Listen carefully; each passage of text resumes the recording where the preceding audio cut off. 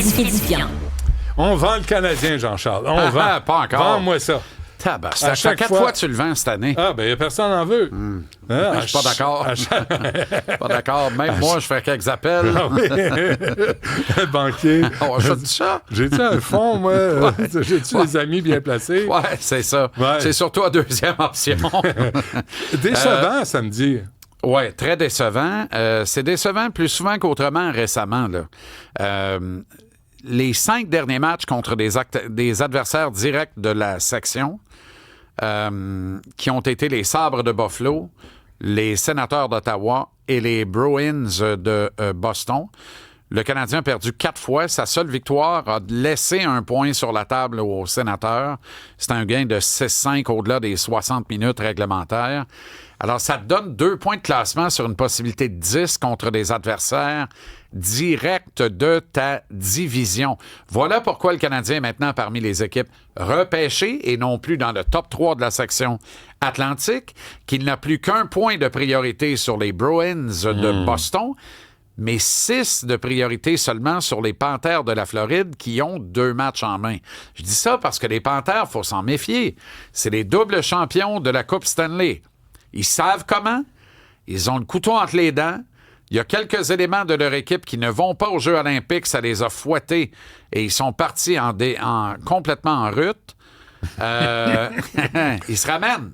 Ah oui, Ils se ramènent. Fait qu'il y a des têtes dans celles que l'on voit actuellement qui vont devoir tomber. En même temps, si je t'avais dit, Benoît, on va se parler à la fin janvier, puis les Sabres de Buffalo et les Red Wings de Détroit vont accompagner le Lightning de Tampa Bay dans le top 3 de la section Atlantique, toi, t'aurais dit, eh bien, je sais pas pourquoi tu me parles de ça, mais il y a bien des poolers qui auraient dit, t'es-tu malade, Armand? Tu sais, double ta posologie, c'est urgent, là.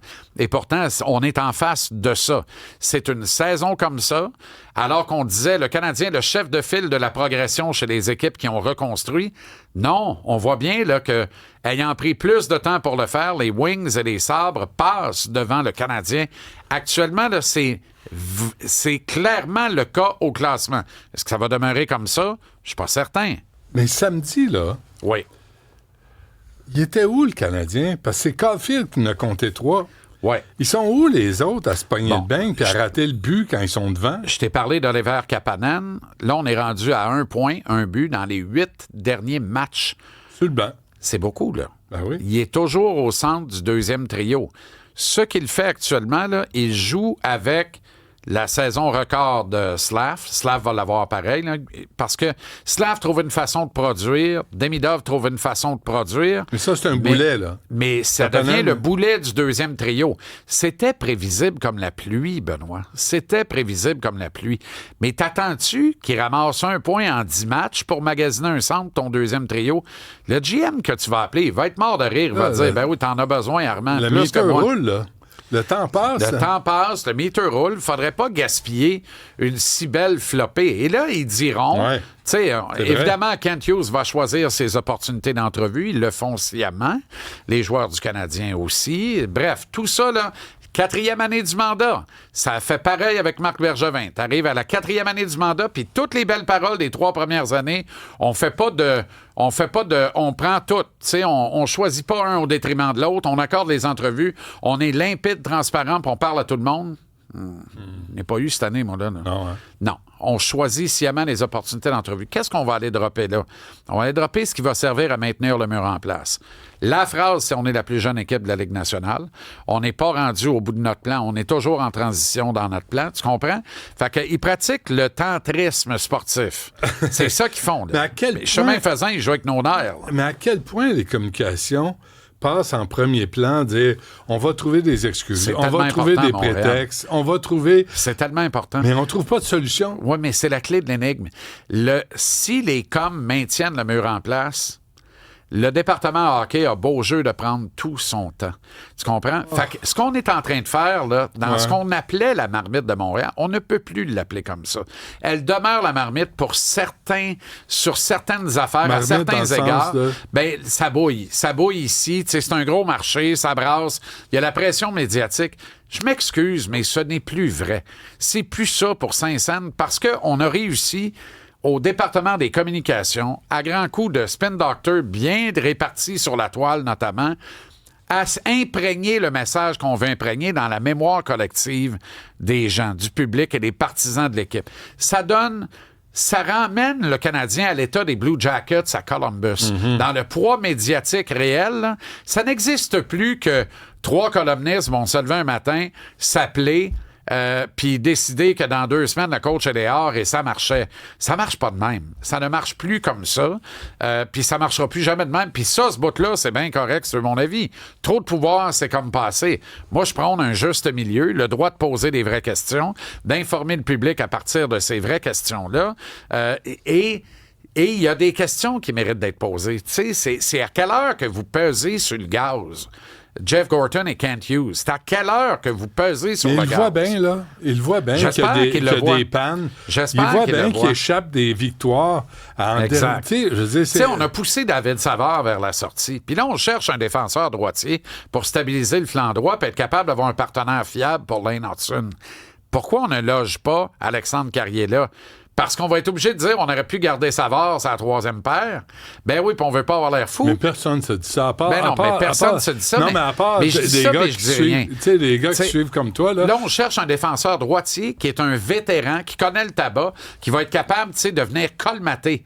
C'était exactement ce que nous donnait David Savard. Puis là, il nous manque là. C'est là que ça... que ça colle. Le payback, ça on l'a là. Tu comprends? Fait que... Mais moi, Alexandre Carrier avec Hudson, pareil. C'est pas grave, là. Mêlé avec, c'est le meilleur pour jouer avec Hudson à date. Trouves-tu que Carrier passe en dessous du radar? Carrier fait très bien. Il joue très bien. De popularité. Exact. Oui, tout d'efficacité. Tout à fait. Tu sais, puis il est là, il fait un job, il n'y a jamais de crise de vedette, rien. En contrepartie, la ligne de com du camp d'entraînement, de refuser de dire que Samuel Montembeault est le gardien numéro 1, pour moi, c'est un manque de respect élémentaire aux états de service de Sam avec l'organisation, à la saison qu'il nous a donnée l'an dernier. Et on a commencé à y jouer dans la tête là. Quand le gars qui t'en a gaulé 62 l'an dernier, qui s'est frayé un chemin jusqu'à la confrontation des 4 nations dans la sélection canadienne, en tant que son coach refuse de confirmer qu'il est le numéro 1, quand tes boss ne reconnaissent pas le travail que tu as accompli, puis à quel point tu t'es cassé le cul pour te rendre là, à un moment donné, tu dis, hey, sais-tu quoi, m'en donnez moins. Parce que c'est pas apprécié de toute façon. Mais je pense pas que Sam va jusque-là dans son raisonnement. C'est plus pernicieux que ça. À un moment donné, il est fragilisé, puis lui, là, il n'y en a pas de break. Il est le dernier rempart en arrière. Ouais. Quand tu es fragilisé, tu as un doute. Quand tu as un doute, il te manque une fraction de seconde. S'il te manque une fraction de seconde dans cette ligue-là, tu as une moyenne d'efficacité de 887 au lieu de n'avoir une à 907. Tu comprends? Et là, tout le monde dit que t'es pas bon. Pourquoi? Parce que le coach a dit que t'étais pas le numéro 1. Oui. C'est la première affaire qu'il a dit au camp d'entraînement ou à peu près. Le monde se rappelle de ça quand tu te fais traverser. Là. Puis, tu sais, de dire qu'il a donné 2 poireaux en 3e période contre les Bruins samedi, il n'y a personne qui a relevé que Brad Marchand a marqué exactement un but du revers du même endroit contre Philip Gustafsson, qui est le gardien de but top 15 de la Ligue nationale du Wild du Minnesota. La même maudite affaire. Personne ne relève nulle part que le killer des gardiens de but, c'est les tirs du revers. Ils sont difficiles à parer. C'est un art qui s'est perdu, qui tend à revenir. Sidney Crosby avait compris ça. Son émule Marchand l'a fait. Il a marqué de cette façon-là. Monty s'est fait marquer là-dessus. Est-ce qu'il veut revoir le tir? Ben oui, il veut le revoir. Je suis pas en train de dire que c'était pas un but faible. Comprenez-moi bien. Je veux juste relativiser un peu. On lui a joué dans la tête et là, pour lui, il est dans la marmite. Tu sais, quand je te dis, il n'a plus de marmite, sauf quelques exemples, Montembeault en est un. Puis, ce que je veux dire par là aussi, est-ce qu'on avait besoin de rappeler Jacob Fowler alors que Jacob Dobèche gagnait ses matchs? Tu comprends? Est-ce qu'on aurait dû laisser Fowler coûte que coûte? Là, on a ébranlé tout le monde, en fait. Ouais. Même Fowler, parce qu'on l'a gardé trop longtemps, puis il a commencé à fléchir, puis là, il est retourné à Laval, puis c'est correct, il va revenir. Il est fort entre les 2 oreilles. Les 2 autres aussi, là, c'est pas ce que je dis. C'est juste qu'on a joué avec une grenade déboulonnée, absolument pour rien. Absolument pas rien. Mais au-delà de ça, là, puis le break, là, tu vas voir où je vais aller avec ça, puis ça va te faire plaisir. Est-ce qu'on accorde à Montembeault tout le respect, tous les égards et toutes les chances en mémoire de des états de service rendus qu'on accorde à Gallagher? Gallagher, là, il y a à peu près rien que Martin Saint-Louis qui voit qu'il avance plus, qui voit pas qu'il avance plus. C'est épouvantable. C'est terrible. C'est épouvantable. C'est généralisé partout. Oui, oui. Mais même, il n'est pas question de le mettre dans les estrades à date. Mais au point de échange-là, puis donne-y un second souffle à sa carrière. Mais à Montréal, là, il est tanné, il est blasé. Il est encore sur la deuxième vague d'avantage. Mais il n'est pas tanné. Il est juste plus capable. Il est vraiment pas tanné. C'est un Montréalais maintenant, Brendan Gallagher. Puis je te le dis, je le répète. Non, il est installé ici. Ottawa, c'est pas loin, Ottawa, là. Non, mais moi, je te suggérais, là, parce qu'il y a un gros contrat à avaler, là, les Canucks de Vancouver, il prendrait le gros contrat pour finir. Puis il vient de là. Puis tu reviendras à Montréal l'été, puis à la fin de ta carrière. Puis tu vas te retirer dans le chandail du Canadien. Tu signeras un contrat d'un jour. Puis tu joueras un match comme voyons, Marc-André Fleury l'a fait avec les Pingouins au dernier camp d'entraînement. Aucun problème avec ça.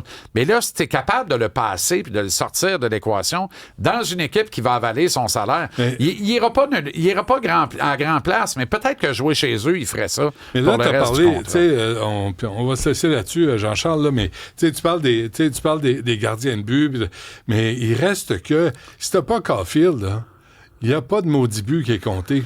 Caulfield, on l'a bien servi pour les marquer, mais il est marqué, puis c'est correct, il est payé pour marquer des buts. Les autres peuvent être servis, puis il ne tire pas dessus. Là. Mais il est payé pour marquer des buts, puis il en marque, puis c'est parfait. Mais le jour où il est blessé, il te reste quoi? Ah, ben là, on peut pas... On revient à ça. Non, mais il n'y a pas de profondeur, il n'y a pas de plan, là. Ben, on a plus qu'on avait, on n'a pas encore assez. Il faut qu'on ait le luxe de ça fait dire... combien de temps qu'il n'a pas compté? Mais c'est pas sa job. Puis il marque un peu. Avant. Non, mais il est utile. Il est utile de temps en temps. Oui. Puis il mettait l'épaule à la roue. Il compte encore de temps en temps. Il est utile. Il est plus utile que Gallagher, en tout cas. Je peux te dire ça. Même moi, je suis plus utile que Gallagher. Mais tu sais, le fameux deuxième centre, là, il manque encore. Là. Bon. Il manque encore. Il faut descendre Kapanen d'un trio. Kapanen ne suit plus le rythme. Il ne va pas se reposer aux Jeux olympiques. Il joue pour la Finlande. Mais ça, sur Marketplace, là. Tu sais qu'on cherche un deuxième centre. Le Canadien à vendre sur Marketplace. Non, avant de le vendre, mais dis que sur Marketplace, tu cherches un centre, deuxième trio. Et tu sais quoi? Je finis là-dessus. Là. C'est une énorme semaine. Tout le monde est bien nerveux. Là. C'est Vegas demain, Colorado jeudi, puis on s'en va à Buffalo samedi. Moi, je vais t'en dire une capable. Là. On va ramasser 4 points sur 6 cette semaine. Parce que contre des gros clubs de l'autre association qui nous prennent un peu de haut et se préparent moins bien, le Canadien, habituellement, sort des gros matchs. On verra ça. Madame Minou et ses boules de cristal. On t'écoute à 17h, ton joli Minois. Le lion est dans la Vierge. Ah oui, la Vierge est dans le lion. Et l'arbre est dans ses feuilles. Salut.